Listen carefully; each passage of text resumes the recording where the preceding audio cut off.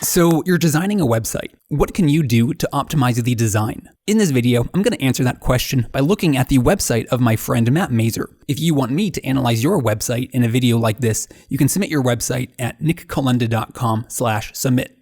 Alright, first, the visual layout. I think it looks very clean and pretty, but there's one thing that's missing, an entry point. Something in this website needs to pull people into this design.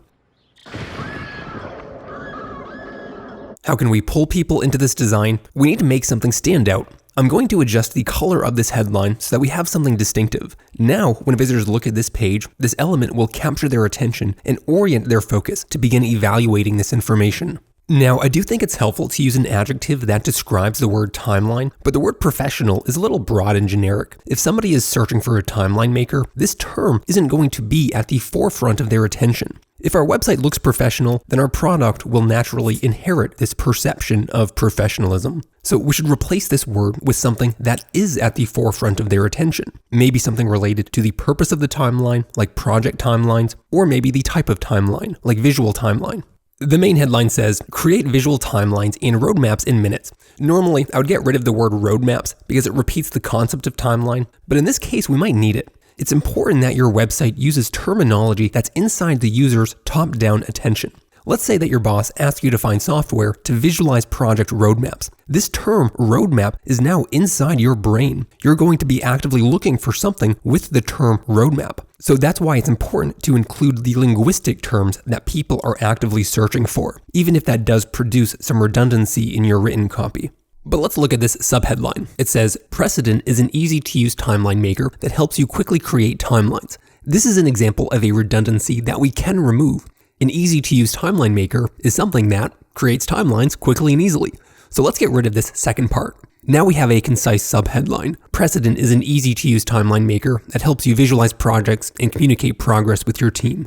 I like that this button is white. Dark objects look visually heavy, while white objects look visually lighter, as if they're easier to lift. So this white button might produce a subconscious feeling of ease, and this feeling might get misattributed to the process behind this button, where this sign-up process will just subconsciously feel easier to do. For this background, I might add a subtle graphic. I'll copy the website into Adobe XD, and I'll create a long bubble, and another bubble, and a bunch of bubbles. And I'll take this grouping and place it behind the text, reducing the opacity near the top and middle. So this subtle background is both pretty and meaningful. It just adds a little pizzazz to the website. Next would be these images. I like that this website is showing examples of timelines, but there's a slight problem. This headline is positioning Precedent as an easy-to-use software, but these images look very complex.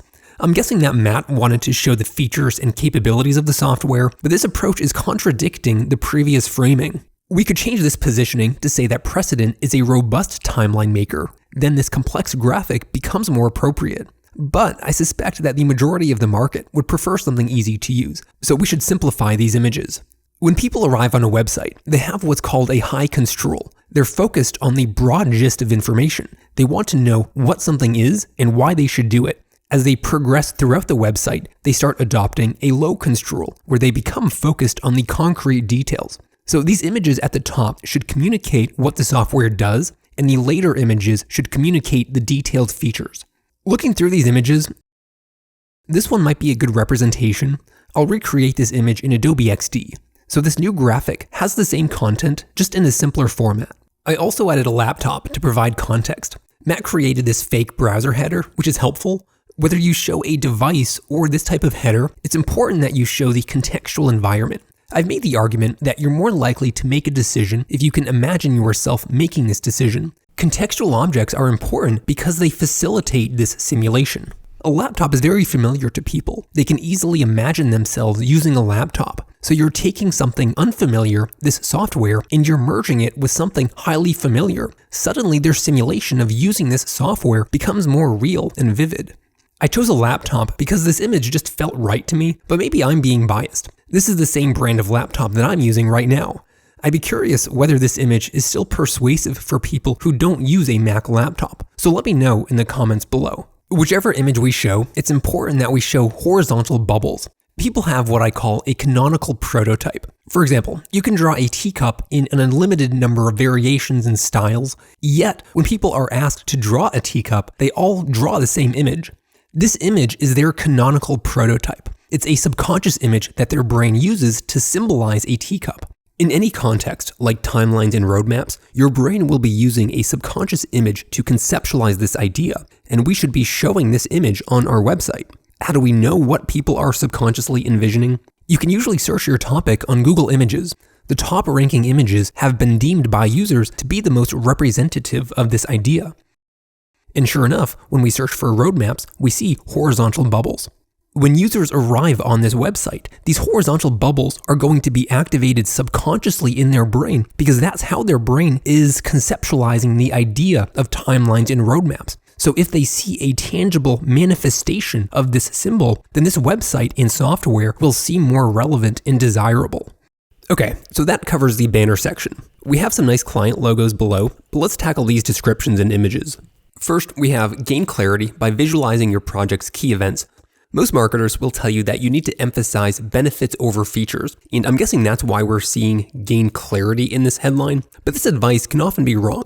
If you survey or interview these customers, virtually nobody is going to say, it's really important that I gain clarity. They don't use those words to conceptualize this need. I suspect that they're using words like, I want to see what's behind me, what's ongoing, and what's coming up. That's the real benefit and need, so let's focus on that. I'll condense the headline into visualize key events, and for the subheadline, it says, with precedent, you should normally delete stuff like this. This entire website is about the capabilities of precedent, so this portion doesn't add anything. Now it's quickly add project milestones to your timeline to help you stay organized. When possible, remove the words help you from sentences. It also doesn't add anything. There are some exceptions. For example, I wanted to remove these words from the main subheadline, but here it wasn't necessary. But in this new sentence, we can get rid of it. And you know what? We can go further. We can get rid of this first sentence so that we stay laser focused on the key benefit. See what's behind you, what's ongoing, and what's coming up next. It's clear and concise. Unfortunately though, it also creates another problem because of this empty space. In one study, a message was less persuasive when it was surrounded by empty space.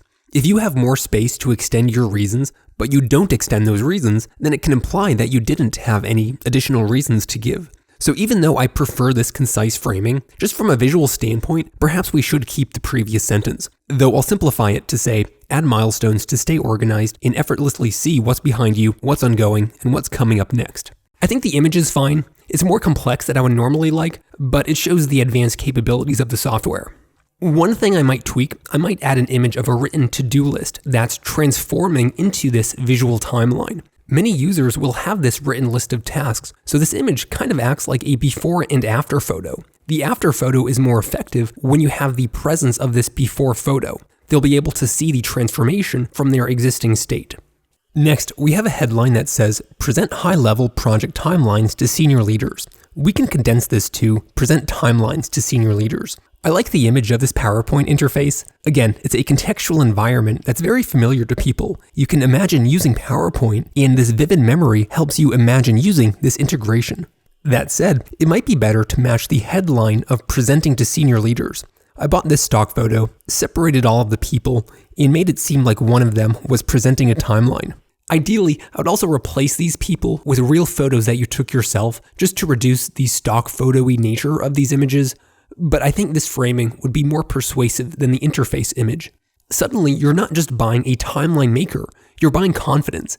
You're buying the ability to present information more effectively. You'll look more competent and you'll get more respect from colleagues. That's the real benefit that people want. For this text, it's a little wordy, and we're seeing the same redundancies. Precedent can help you. I'll remove the beginning. Now it's communicate plans with confidence, share timelines using a link, PDF, etc. We're running into the same issue with too much space at the bottom.